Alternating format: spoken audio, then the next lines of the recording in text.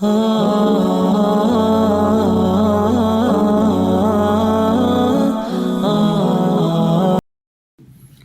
warahmatullahi wabarakatuh.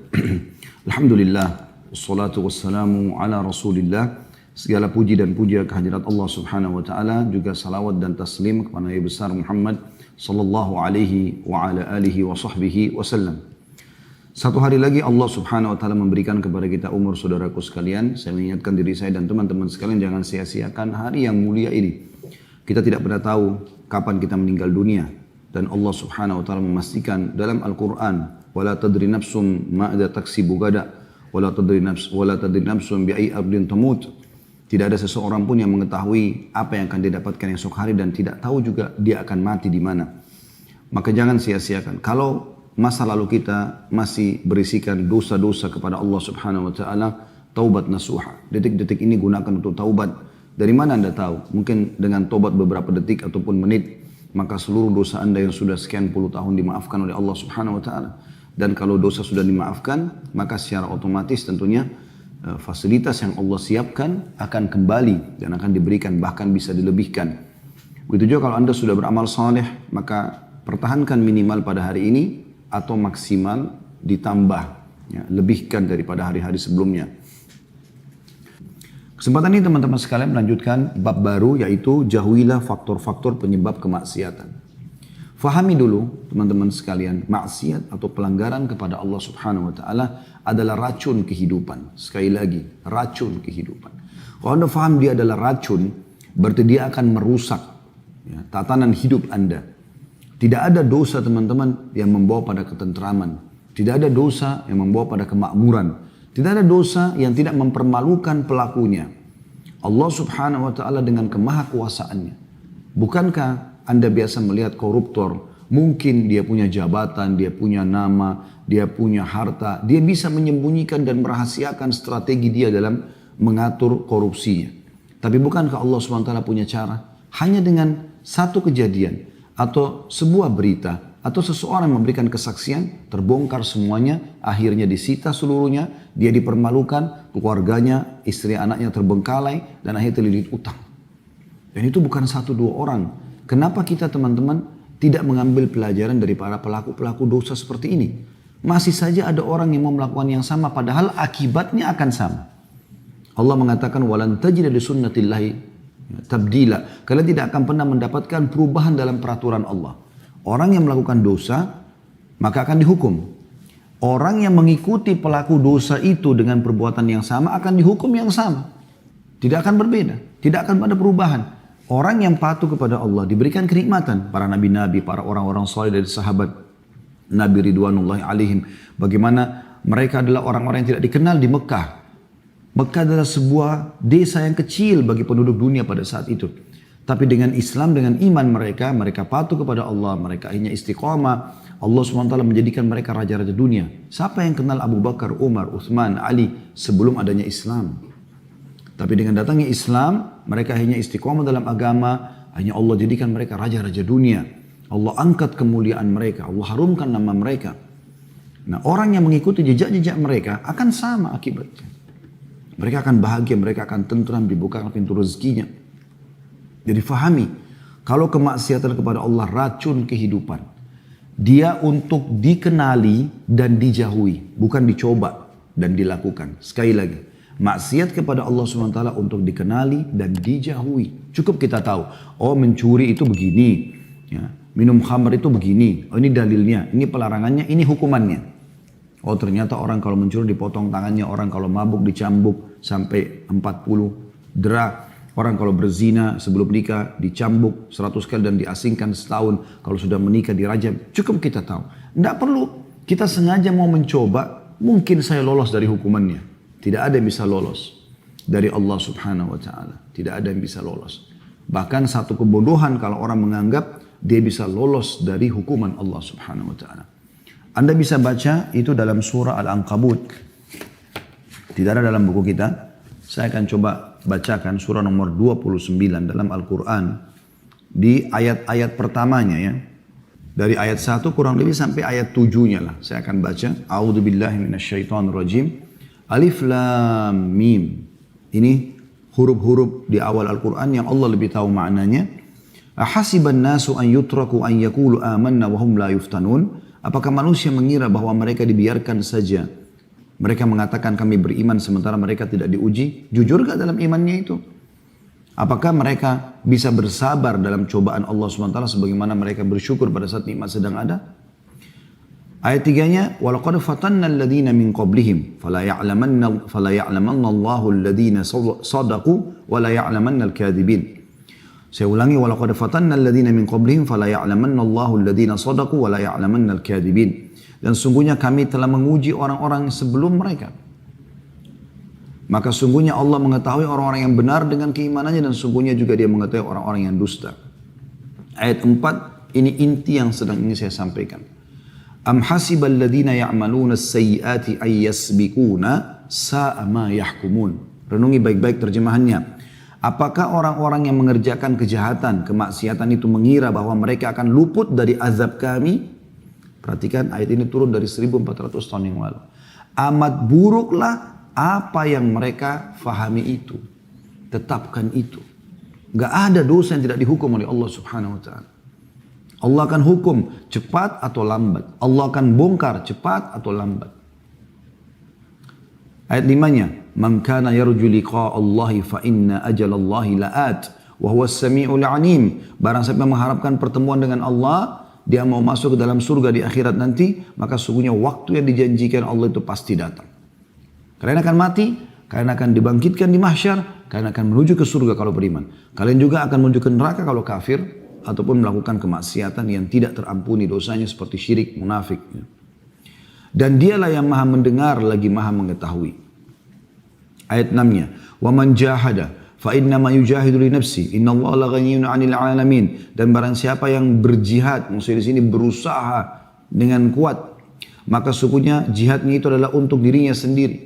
Kalau dia sholat, dia puasa, dia paksakan dirinya bersedekah, melakukan haji dan umrah segala macam untuk diri dia sendiri. Allah tidak butuh dengan amal kita.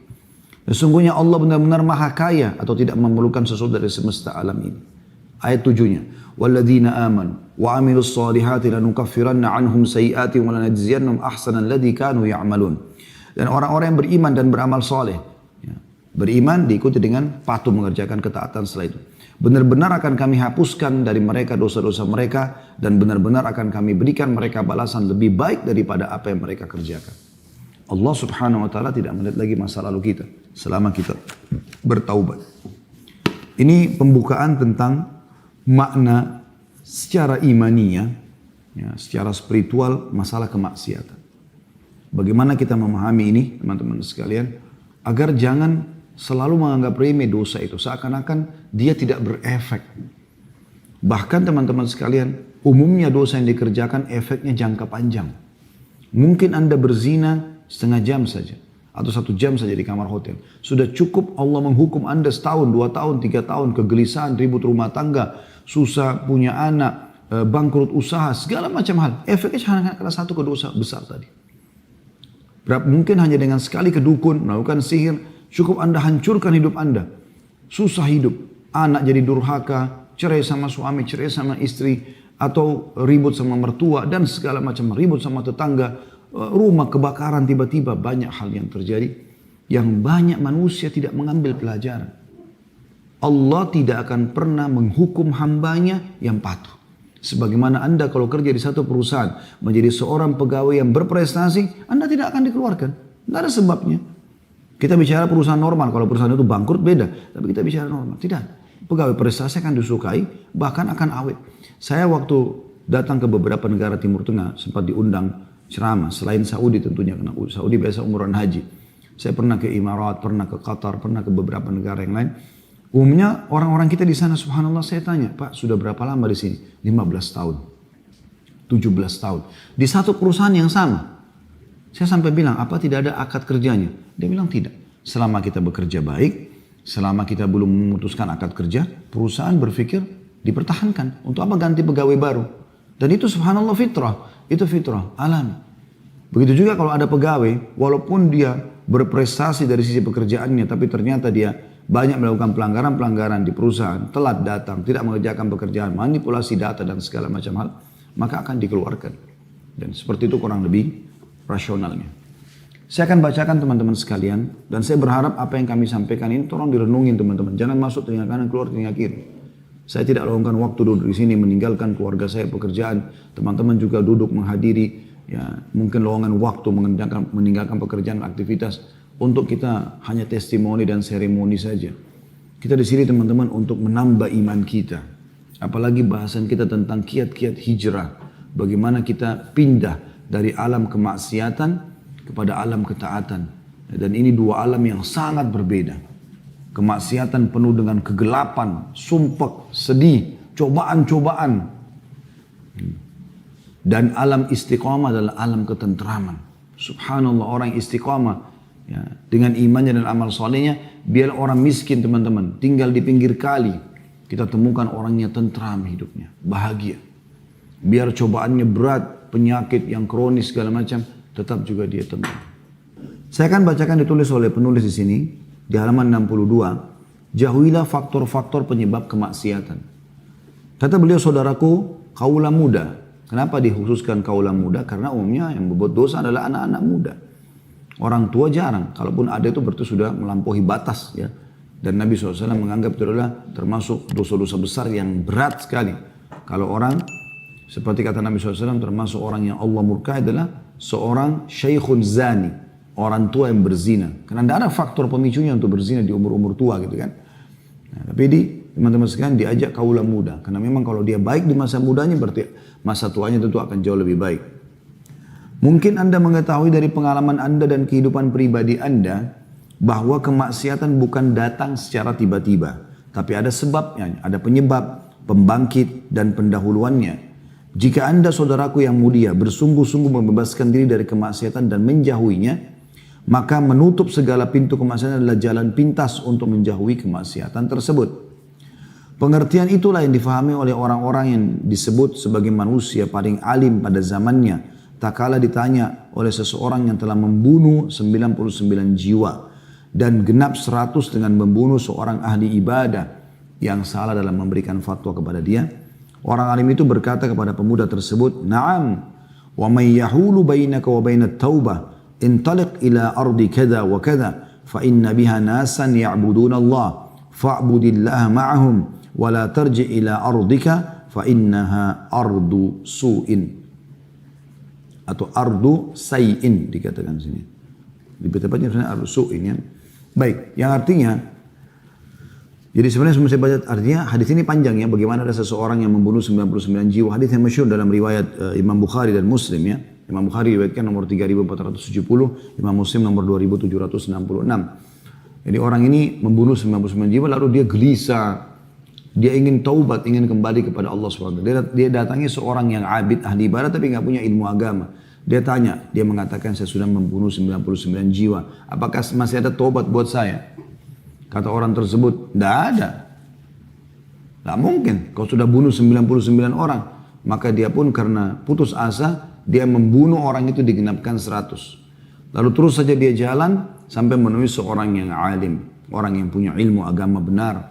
Lalu dia mengatakan, saya sudah membunuh 100 jiwa. Apakah ada pintu tobat buat saya? Maka orang alim itu mengatakan, ya, ini hadisnya. Saya baca terjemahannya. Kamu masih bisa bertaubat. Memang siapa yang dapat menghalangimu untuk bertaubat? Pergilah ke negeri yang ini dan itu. Atau demikian dan demikian. Maksudnya ditunjuklah satu negeri oleh orang alim tersebut. Karena di sana ada orang-orang yang menyembah Allah. Di sana ada orang-orang saleh. Maka sembahlah Allah, patuhlah kepadanya. Sembah artinya patuh, tunduk. Ya. Mengerjakan, diperintahkan, meninggalkan yang dilarang. Sembahlah Allah bersama mereka. Dan janganlah kembali ke negerimu. Karena negerimu adalah negeri yang buruk. Kata beliau, orang alim ini benar-benar seorang yang berilmu dan pemberi fatwa yang sesungguhnya.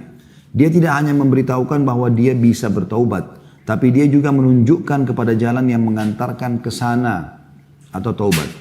Orang alim ini mengetahui bahwa sekiranya orang tersebut tetap berada di negeri atau kampung halamannya, maka dia akan kembali melakukan kemaksiatan. Dia tidak mungkin terbebas dari kemaksiatan melainkan apabila dia meninggalkan negerinya dan menjauhi kemaksiatan tersebut. Kita ambil sebuah mutiara penting di sini, mutiara yang sangat mahal teman-teman sekalian.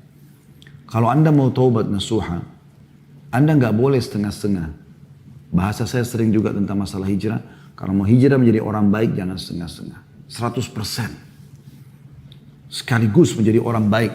Jangan Anda mulai hijrah, performan bajunya sudah mulai lebih syar'i, penampilan lebih syar'i, sudah mulai menghadiri beberapa majelis ilmu, tapi ternyata ya, dianya masih membuka pintu-pintu pergaulan sama teman-teman yang ahli maksiat, masih tinggal di komunitas yang mayoritasnya adalah ahli maksiat yang dia bisa lihat setiap hari, jauh dari masjid, tempat ibadah misalnya. Maka ini sangat mengganggu dia. Ini berarti masih setengah-setengah. Yang paling tepat pada saat mau hijrah, memang hijrah diri kita dari perbuatan-perbuatan yang kita lakukan dan hijrah juga komunitas kita. Yang betul-betul kita tinggalkan semuanya. Supaya semua itu bisa berubah. Kita terbawa dengan lingkungan yang baru, suasana yang baru. Saya pada saat ditanya tentang kiat istiqomah yang kami sampaikan adalah menuntut ilmu, mengamalkan ilmu itu dan bentuk komunitas. Harus komunitas kita. Ingat sabda Nabi SAW, Al-mar'u ala dini khalili. Seseorang selalu terpengaruh oleh agama sahabatnya, lingkungannya. Falyandur ahadukum ila man yukhalil. Maka kalian harus jeli melihat siapa yang kalian jadikan sebagai teman kalian, lingkungan kalian tinggal. Saya pernah diundang di salah satu komplek perumahan dulu, subhanallah, sangat mewah di Jakarta Pusat. Ya. Pengajian di rumah, ini mungkin ceritanya sekitar 10 tahun yang lalu. Pada saat azan, menjelang azan, saya mengatakan, saya mau sholat gitu. Terus tiba-tiba yang punya rumah mengatakan, kita sholat di sini Ustaz. Saya bilang, saya biasa sholat di masjid. Lalu jawabannya dia saya masih ingat. Dia mengatakan, di sini gak ada masjid Ustaz. Masjidnya sangat jauh, harus keluar. Jauh dari sini. Jadi saya heran, komplek perumahan. Mungkin dalam komplek itu tidak kurang dari 100 rumah atau lebih. Mayoritasnya muslim, tidak ada masjid. Lalu kemudian mau sibuk mengadakan pengajian supaya bisa faham agama. Gak ada tempat ibadahnya Allah subhanahu wa ta'ala. Bagaimana bisa? Sementara kita diikat agar 5 waktu sholat melapor tanda kutip kepada Allah. Absen, sholat itu absen. Hayya ala sholat, ayo mengerjakan sholat. Hayya ala falah, ayo menuju kepada keberuntungan dunia dan akhirat. Kita lapor kepada Allah SWT. Dibersihkan dosa, diangkat derajat dengan kita ke masjid. Setiap langkah diampuni dosa, setiap langkah diangkat derajat, setiap langkah dicatat pahala. Kita sholat berjamaah dapat pahala yang berlipat ganda. Dapat doa malaikat setelah sholat, sebelum bicara, sebelum berdiri dari tempat sholat, didoakan. Ya Allah ampuni dia, rahmati dia, terus sampai dia berdiri dari musholanya. Bagaimana bisa terjadi itu? Jadi harus diikutin dengan hijrahnya semuanya. Saya temukan beberapa ikhwan dan akhwat kita begitu. Yang hijrah itu sebenarnya adalah performannya. Bagaimana dia ubah pakaiannya lebih syar'i. Jilbabnya sudah syar'i, bahkan pakai cadar. Tapi dia nggak mengubah perbuatannya, dia nggak hijrah dari perbuatan buruknya. Tetap saja kedukun, tetap saja percaya dengan ramalan, tetap saja menggunakan mantra-mantra dan jimat, tetap saja di rumah bukan lagi menjadi seorang istri yang saleh, penyejuk hati bagi suaminya, tapi sosok orang yang memerintah suaminya, durhaka dengan suaminya, kufur asyirah, tidak lagi mengingat kebaikan-kebaikannya. Yang Nabi SAW mengatakan wanita ahli neraka adalah wanita atau paling banyak wanita masuk neraka karena mereka kufur asyirah. Artinya memungkiri kebaikan suami. Sampai kalau suaminya berbuat satu kesalahan maka dia mengatakan saya tidak pernah melihat kebaikanmu sedikit pun. Padahal sudah berbuat satu abad bersama 100 tahun sama dia. Tetap aja dia bisa melupakan dengan itu. Itu ahli neraka dan tidak boleh muslimah yang hijrah seperti ini. Dia harus meninggalkan sifat ini karena sifat ahli neraka. Dia harus setelah hijrah menjadi orang yang betul-betul hijrah perubahan. Sikapnya pun senyum, ramah, merayu suaminya, menghilangkan letihnya, meringankan bebannya. Harus begitu. Seorang ikhwah pun begitu.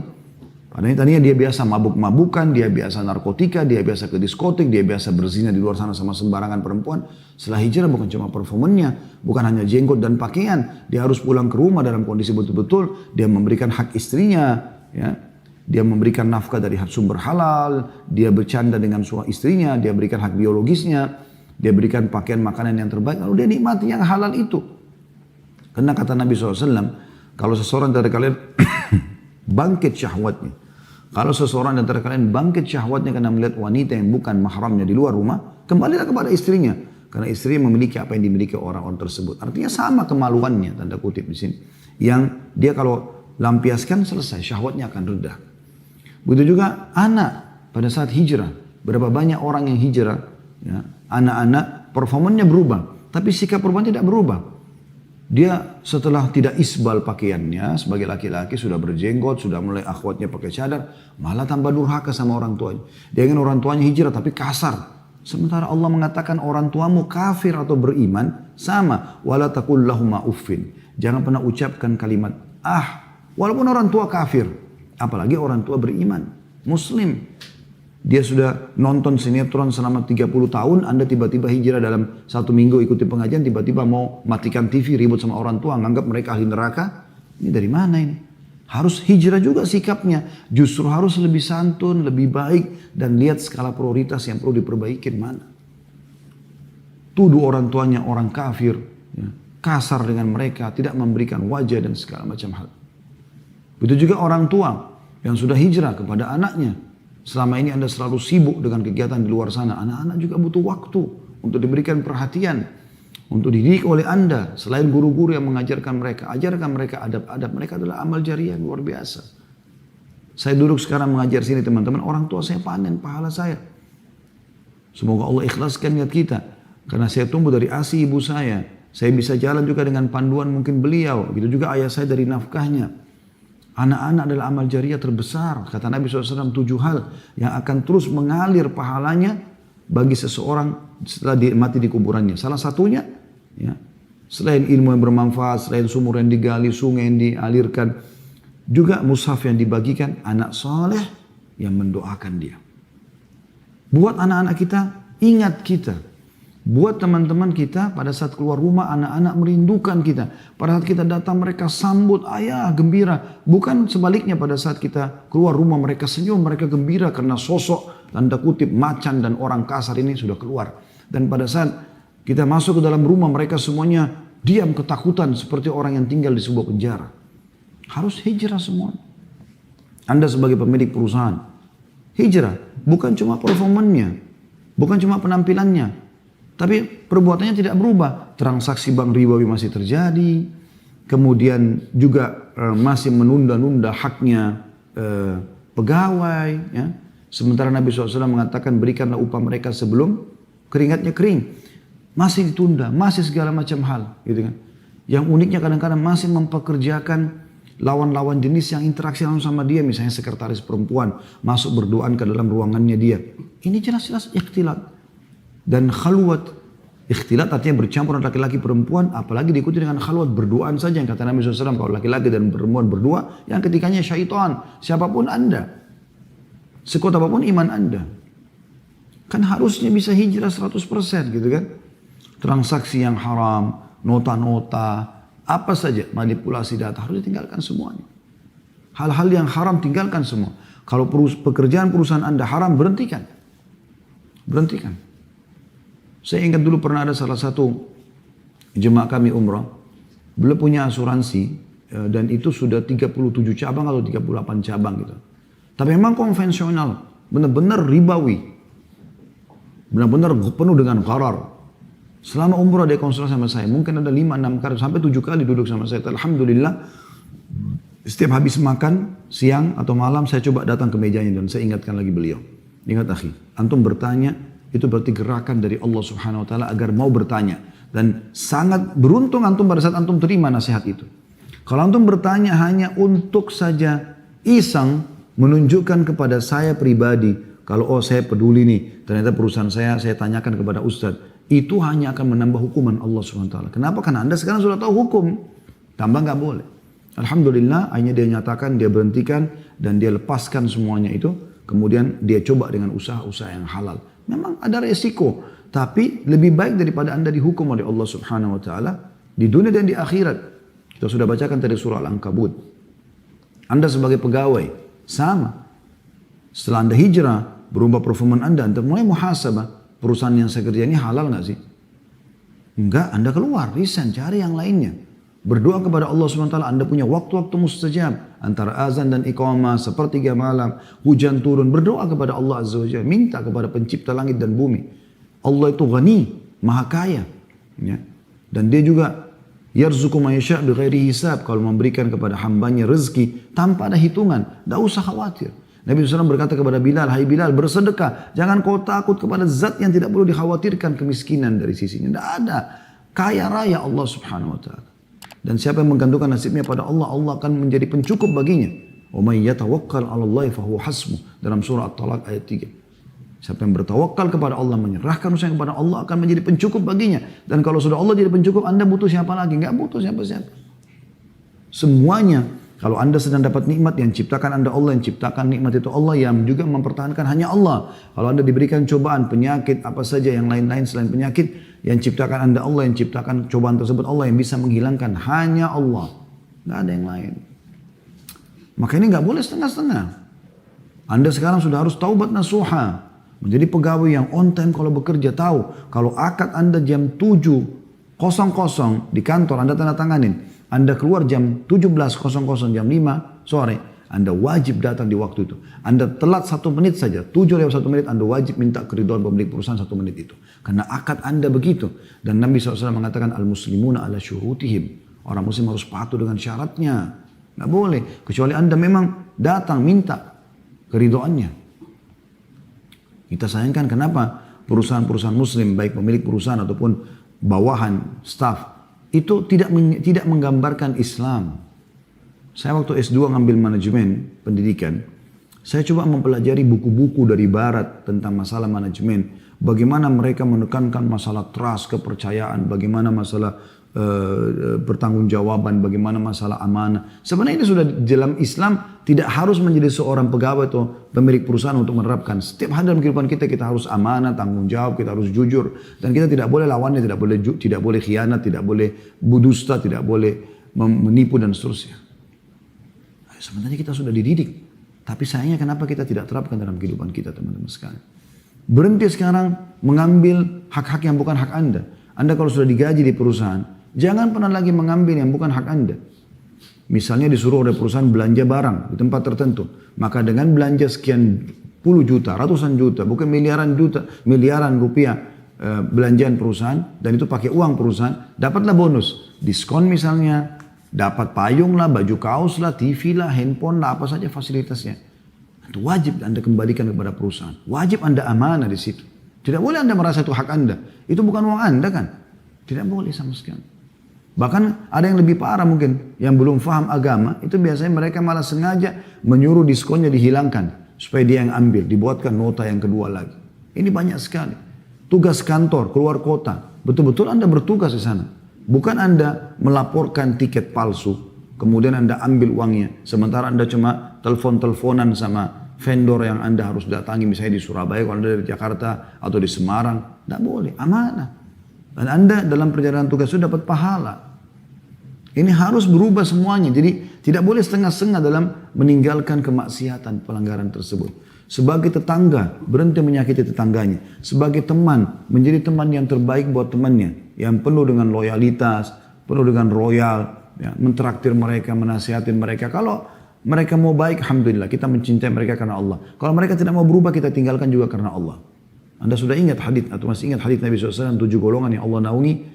Hari kiamat tidak ada naungan kecuali naungan Allah. 2 orang yang saling mencintai karena Allah dan berpisah juga karena Allah. Jadi kalau teman-teman mau istiqamah, kita jadikan sahabat kita loyal dan royal sama mereka. Pada saat mereka tidak mau kita nasihatin, tidak mau dengar, ya sudah kita tinggalkan karena Allah SWT. Jadi betul-betul harus hijrah. Termasuk juga adalah fasilitas. Seperti misalnya tempat tinggal. Ya. Jadi kalau Anda tinggal di komunitas yang jauh sekali dari kaum muslimin, Anda tinggal di komunitas yang jauh dari masjid, jauh dari orang-orang soleh, ini bahaya sekali. Berefek kepada Anda. Kita ini manusia, makhluk yang lemah. Jangan membuka pintu itu.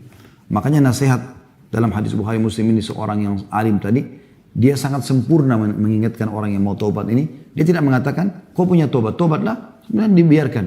Sehingga dibiarkan dia kembali ke negerinya lagi. Tapi orang ini mengatakan, dan saya sarankan kamu pindah. Ya, kamu pindah ke negeri ini dan itu, karena di sana ada orang-orang soleh dan hiduplah bersama mereka. Dan lanjutan hadis ini teman-teman luar biasa. Orang ini jalan, di tengah jalan dia meninggal dunia. Maka Allah datangkan, kata Nabi SAW, 2 malaikat.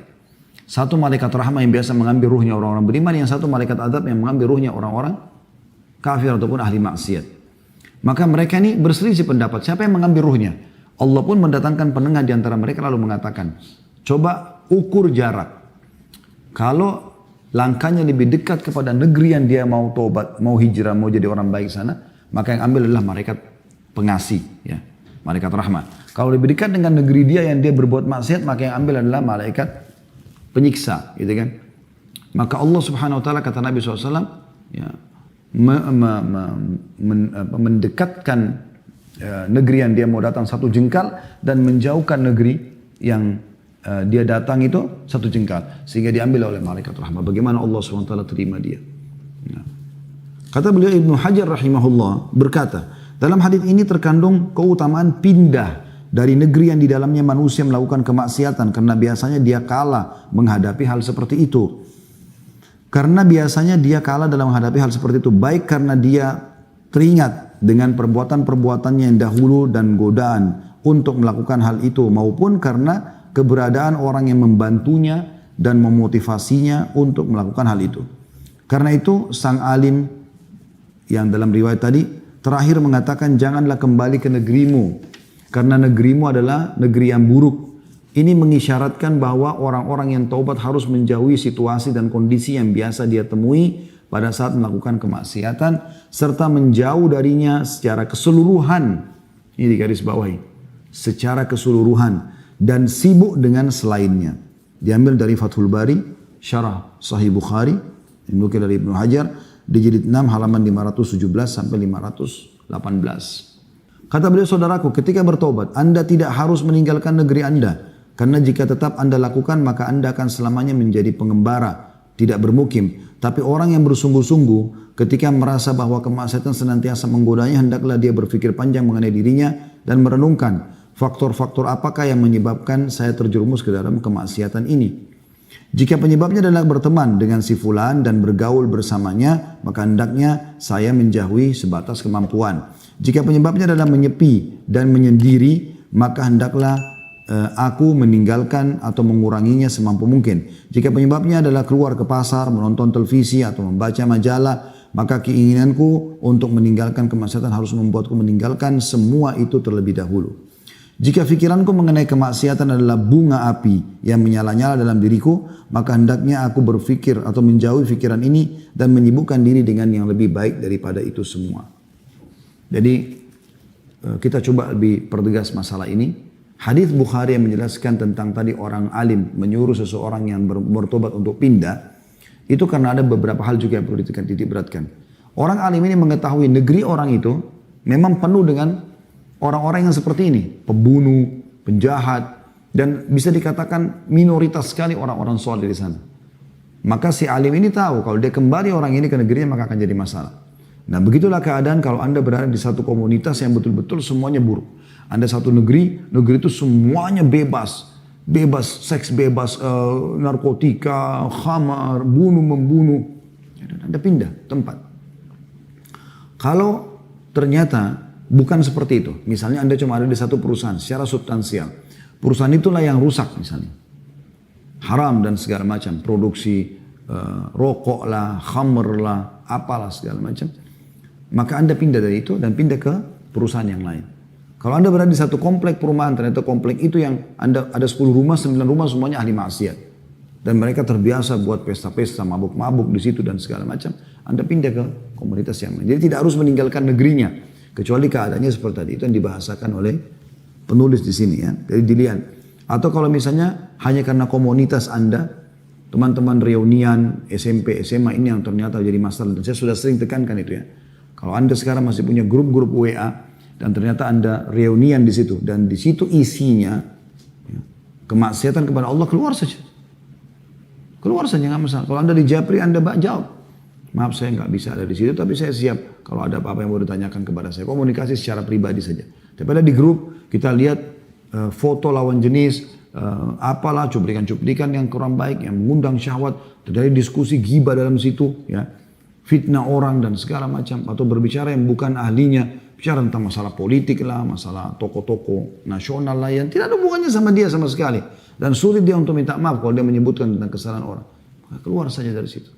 Karena itu hanya akan menambah permasalahan dalam hidup Anda. Ingat teman-teman, ini sering saya ingatkan. menuju ke akhirat, bawalah dua hal. Amal soleh dan teman soleh. Amal soleh membantu Anda. Teman soleh juga akan membantu Anda. Kalau amal Anda kurang, syafaat dia akan membantu Anda. Disebutkan dalam sebuah riwayat, nanti akan ada orang dikeluarkan dari neraka. Kemudian ahli neraka pada bertanya, setiap kali orang dikeluarkan dari neraka mereka saksikan. Siapa yang keluarkan orang ini? Apakah ada kerabatnya? Apakah syafaat dari para nabi-nabi? Maka dikatakan kepada mereka bukan. Dia memiliki seorang teman yang saleh yang masuk surga dan memohon kepada Allah dengan syafaatnya untuk menyelamatkan orang ini. Maka mereka berharap pada saat itu punya sadiqin hamim, kata Allah dalam Al-Quran. Mereka berharap punya teman yang orang-orang baik dulu di dunia yang bisa menyelamatkan mereka. Ya. Jadi harus kita fahami tentang masalah ini teman-teman sekalian. Kemudian jangan bawa dua hal. Jangan bawa dosa dan jangan bawa musuh. Nah ini banyak orang ini sibuk dengan musuh setiap hari. Gunjing orang, gibah orang. Tadi di grup itu membicarakan tentang orang-orang politikus. Bukan alamnya dia. Ibu-ibu lagi goreng tempe bicara masalah politik. Untuk apa gitu? Masalah untuk apa? Manfaatnya apa? Atau mungkin teman-teman di warung kopi bicara masalah politik. Siapa Anda mau bicara masalah itu? Bukan alam Anda. Melahirkan permasalahan. Kalau itu memang ada pada mereka aibnya, maka ghibah namanya. Sudah dosa besar. Kalau tidak ada pada mereka, maka fitnah namanya. Dan kita tugasnya selain kalau tobat, harus minta maaf kepada orang yang sudah kita zalim tersebut. Makanya Urwah bin Zubair rahimahullah pernah menasihati seorang anak muda yang mencaci maki Hajjaj. Hajjaj ini seseorang yang zalim betul di masanya dia. Ya, Perdana Menteri Khalifah yang membunuh semua orang yang tidak sefaham sama dia walaupun untuk ulama. Dan ulama-ulama yang Rabbani yang luar biasa. Yang terakhir dia muncul adalah Sa'id bin Jubair rahimahullah, seorang ulama tabi'in yang masyhur. Yang jelas dicaci maki, maka Urwah bin Zubair rahimahullah, ini anaknya Zubair bin Awam, sahabat Nabi yang mulia, salah satu dari 10 yang dijamin masuk surga ya. Memegang tangannya sambil mengatakan, wahai anak saudaraku. Orang Arab kalau menghormati orang mengatakan, wahai anak saudaraku, maksudnya ayahmu pun saudaraku dalam Islam. Berhentilah kau membicarakan tentang Hajjaj. Karena kau dan Hajjaj sedang bersama-sama menuju kepada Tuhanmu. Semua akan menuju kepada hisab Allah hari kiamat. Dan ketahuilah, siapapun yang dizalimi oleh Hajjaj, pasti Allah akan memberikan hak mereka dari Hajjaj. Akan diambil pahala-pahala dikasih ke orang-orang ini. Kalau tidak cukup pahala Hajjaj, akan dikasih dosa-dosa mereka timbang kepada Hajjaj. Tapi jangan lupa, Allah pun akan memberikan kepada Hajjaj hak dari orang yang menzaliminya. Maka mulai sekarang jangan sibuk kau bicarakan aibnya orang lain. Padahal waktu itu Hajjaj seorang pemimpin yang zalim luar biasa. Tapi Urwah bin Zubair dengan keimanannya mengingati. Kau siapa? Kecuali kau bisa datang nasihatin dia secara langsung, lain. Atau kau doakan paling tidak. Tapi kau membicarakan menukil aib orang, artis fulan, tokoh fulan. Bagaimana caranya kita minta maaf? Udah selesai. Kita doakan semoga Allah berikan hidayah supaya kita tidak dihisab oleh Allah hari kiamat. Atau kalau bisa nasihat kita sampai, maka itu yang baik. Selanjutnya kata beliau, saudaraku ketika bertaubat, Anda tidak harus meninggalkan negeri Anda, saya ulangi tadi ya, karena jika Anda tetap, maaf ini sudah cukup panjang di atas, saya langsung sambungkan saja. Kata beliau, saudaraku yang mulia, dalam jiwa ini terdapat faktor-faktor yang mengajak kepada kemaksiatan dan syahwat yang senantiasa dilewati oleh saat-saat lalai, lemah dan putus semangat. Jika Anda tidak menahan diri Anda dan menjauhkannya dari tempat-tempat kemaksiatan, maka nyaris ia akan mengalahkan Anda. Jadi ada memang saat-saatnya. Dosa itu teman-teman terjadi di saat kita lemah. Dan di saat kita lalai. Kayak lagi santai ya. Kapan Anda duduk banyak nonton TV? Di saat Anda lowong waktu kan. Coba kalau Anda lagi sibuk. Maka Anda tidak ada waktu kadang-kadang untuk. Mungkin seharian bahkan ada orang seminggu. Karena padatnya kerjanya dia nggak bisa lihat handphonenya. Ya. Tidak sempat nonton YouTube. Tidak sempat mengikuti Instagram segala macam. Orang banyak maksudnya ini di waktu-waktu lowong. Kata beliau, tahukah Anda, seandainya seseorang memegang tali kendali hewan tunggangannya, padahal hewan tersebut melihat padang rumput di hadapannya, bukankah hewan tersebut akan menariknya ke sana? Bahkan mungkin akan mengalahkan dirinya. Sekiranya dia menjauhkannya, maka tentu itu lebih selamat baginya. Jadi artinya memang dia berusaha untuk menjauhi semua ya, faktor-faktor yang mengajak kepada kemaksiatan. Karena itu Rasulullah SAW berwasiat kepada para sahabat beliau ridwanullahi alaihim agar menjauhi pintu-pintu dan jalan-jalan kemaksiatan. Beliau bersabda kepada mereka, "Iyyakum wal julusa fit turuqat." Faqalu ya Rasulullah, ma lana min majalisina buddun natahaddatsu fiha. Faqala idh abaitum illa al-majlisa fa'atu at-tariqa haqqahu. Qalu wa ma haqqu at-tariqi ya Rasulullah? Qala ghaddul basari wa kafful adha wa raddus salam wal amru bil ma'ruf wan nahyu 'anil munkar. Janganlah kalian duduk-duduk di jalanan, nongkrong-nongkrong. Mereka bertanya para sahabat, wahai Rasulullah, kami nggak bisa meninggalkan duduk-duduk kami itu karena di sanalah kami berbincang-bincang. Jadi beberapa sahabat punya tempat-tempat sering duduk atau mereka kalau pulang dari masjid pinggir di jalan ngobrol-ngobrol dulu baru mereka pulang gitu.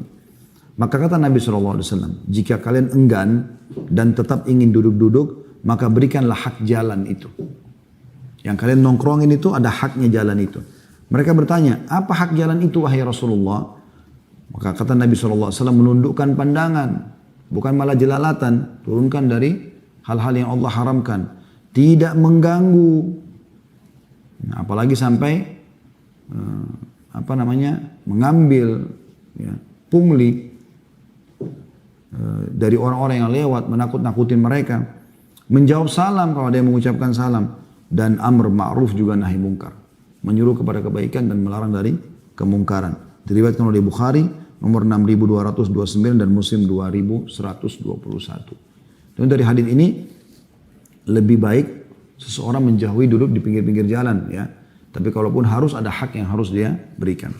Kata beliau, maka renungkanlah, semoga Allah merahmatimu, karena duduk-duduk di jalanan dapat menyebabkan terjadinya perselisihan terhadap syariat dan kemaksiatan.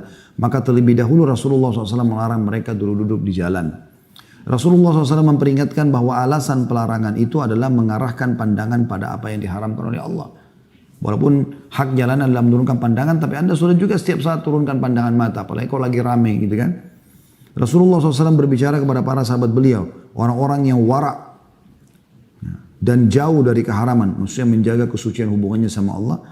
Padahal pasar-pasar Madinah di dalamnya tidak ada wanita yang pamer aurat dan membuka wajah mereka. Bahkan wanita ketika berada di jalanan, dia melekatkan dirinya pada dinding di sisi jalan, disertai dengan menutup auratnya dan merasa malu. Dari Abu Usaid Al-Ansari radhiyallahu anhu, annahu sami'a Rasulullah SAW yaqul wa huwa kharijun minal masjid fakhtalata ar-rijalu ma'an nisa'i fi tariq. Faqala Rasulullah SAW lin-nisa' istakhirna fa innahu laysa lakunna an tahquqna at-tariq 'alaykunna bihafati at-tariq.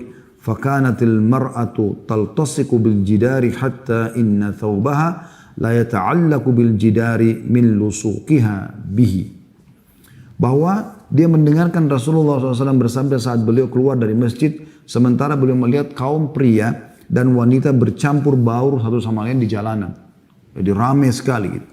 Maka beliau SAW bersabda kepada para wanita, minggirlah kalian, sebab bukan hak kalian memadati tengah jalan. Hendaklah kalian jalan di pinggir-pinggir jalan.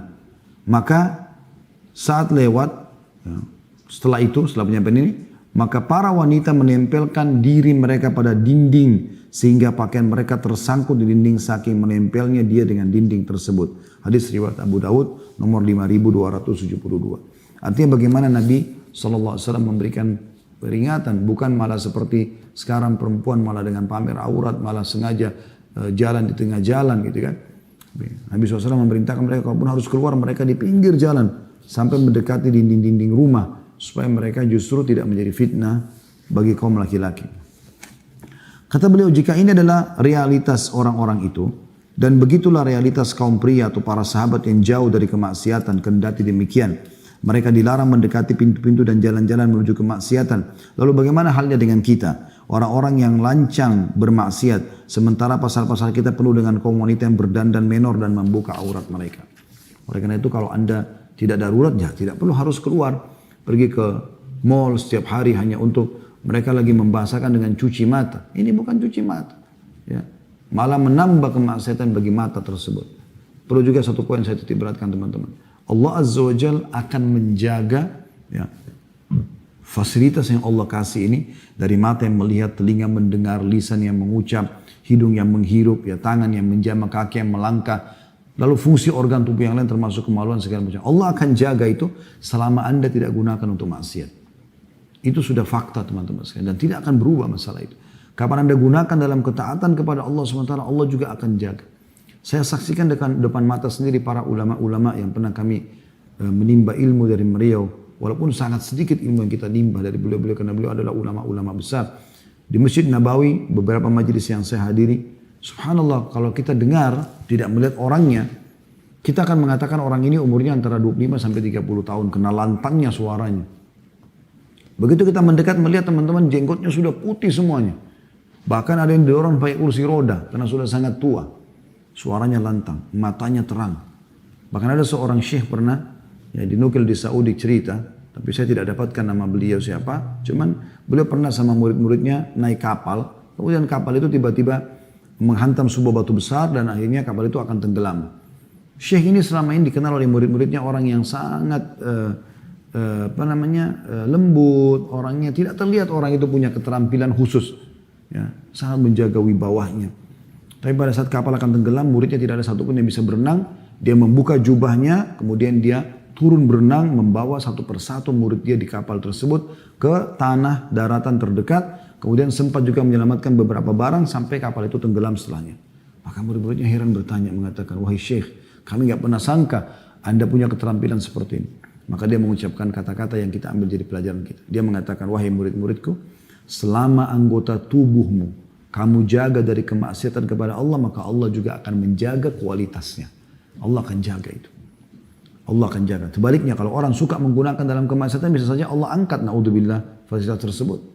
Maka segera taubat, ya, kepada Allah SWT agar fasilitas ini jangan dirusak atau jangan diangkat oleh Allah Subhanahu wa ta'ala. Lalu beliau mengangkat selanjutnya riwayat Abdullah bin Ubay radhiyallahu anhu memahami pengertian ini bahwa dia harus menahan erat jiwanya serta menutup segala pintu dan jendela menuju kemaksiatan. Ketika sampai berita kepadanya bahwa Rasulullah SAW akan membunuh ayahnya yang merupakan tokoh munafik. Jadi Abdullah ini adalah seorang mukmin, tapi ayahnya Abdullah bin Ubay pimpinan orang munafik, ya. Maka pada saat terdengar berita Nabi SAW akan menghukum mati ayahnya karena kepala munafikin, dia datang kepada beliau seraya mengatakan, wahai Rasulullah, aku mendengarkan kabar bahwa Anda ingin membunuh Abdullah bin Ubay karena berita yang sampai kepada Anda tentangnya. Jika itu benar akan dijadikan atau dilakukan, maka perintahkanlah aku yang melakukan hal tersebut dan aku akan membawa kepalanya kepada Anda.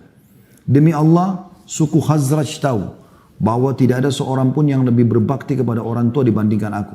Aku khawatir Anda menyuruh orang lain melakukan ini, lantas dia membunuhnya. Jangan biarkan diriku melihat pembunuh Abdullah bin Ubay berjalan di tengah-tengah manusia, lantas aku membunuhnya. Akibatnya aku membunuh seorang mukmin demi seorang kafir, sehingga aku masuk ke dalam neraka.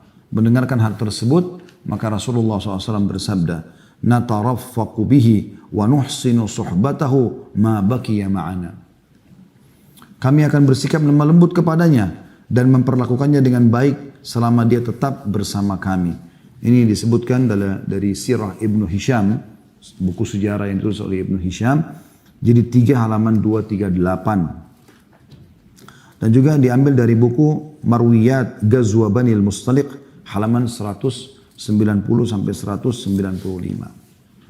Para fuqaha berpendapat, karena pengertian itulah maka hukum syara' atau hukum syariat menentukan bahwa seseorang pezina harus diasingkan dari negerinya selama 1 tahun agar dia menjauhi tempat kemaksiatan tersebut dan segala yang mengajaknya ke sana. Jadi sebab kenapa pezina yang belum menikah disuruh dia untuk atau diasingkan setahun selain cambuk 100 kali, itu agar dia jauh dari komunitasnya, Dari kisah juga Abdullah bin Ubay ini kita bisa lihat, subhanallah, tidak selamanya anak itu mengikuti orang tuanya dalam keburukan. Karena banyak juga orang tuanya kafir, anaknya mukmin, orang tuanya fasik tapi anaknya hafal Quran, bahkan menjadi ulama. Banyak terjadi. Di antaranya seperti Abdullah. Abdullah adalah seorang mukmin yang sangat kuat, sementara Abdullah bin Ubay ayahnya adalah seorang kepala munafik. Dan ini awal kisahnya adalah karena ada isu yang dilempar oleh Abdullah bin Ubay ini, kalau Aisyah berzina sama Safwan radhiyallahu anhu ajma'in. pada saat pulang dari perang Bani Mustaliq.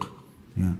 Karena dia jengkel dengan Nabi SAW, dia tidak suka orang munafikin dan dia kepalanya orang munafik. Dia selalu memanasi orang-orang yang sefaham dengan dia, orang-orang munafik ini untuk ya, membenci Nabi SAW dan membenci syariat Allah SWT. Maka ada sahabat yang mengatakan, ya Rasulullah, izinkan saya penggal lehernya Abdullah bin Ubay. Nabi SAW masih diam waktu itu. Tapi sampai berita kepada Abdullah bin Ubay, anaknya Abdullah munafik ini. Itu dikenal dengan Abdullah Mukmin. Langsung datang kepada Nabi SAW menunjukkan keimanannya, mengatakan, ya Rasulullah, sampai ke saya Anda mau bunuh ayah saya Abdullah bin Ubay. Kalau itu benar, suruh saya ya Rasulullah. Artinya untuk menguji iman saya biar saya lakukan. Dan saya akan bawa kepalanya kepada Anda. Anda tinggal perintahkan saja. Kemudian saya tidak ingin orang lain Anda suruh, sehingga akhirnya nanti dibunuh oleh seseorang dan saya tahu pembunuhnya. Maka saya pun akhirnya bisa membunuh orang mukmin karena seorang kafir dan diakui ayahnya sebagai orang yang kafir.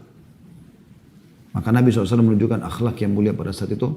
Kami tetap akan berbuat baik kepada dia. Ya. Selama memang dia masih tinggal bersama kita. Dan ini cara bermuamalah dengan orang-orang al-munafikun. Baik teman-teman, kita sudah sampai di penghujung acara kita. Dan alhamdulillah ala kulli hal.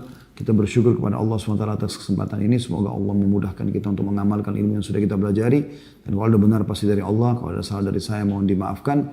Saya ajak teman-teman di YouTube selalu subscribe, like dan juga loncengnya jangan lupa. Sebagai dukungan terhadap dakwah kita. Dan dukung semua channel-channel dakwah yang menyampaikan Al-Quran dan Sunnah. Agar benar-benar di medsos ini pun tertegakkan kebenaran dan akhirnya bisa mengimbangi. Dan insya Allah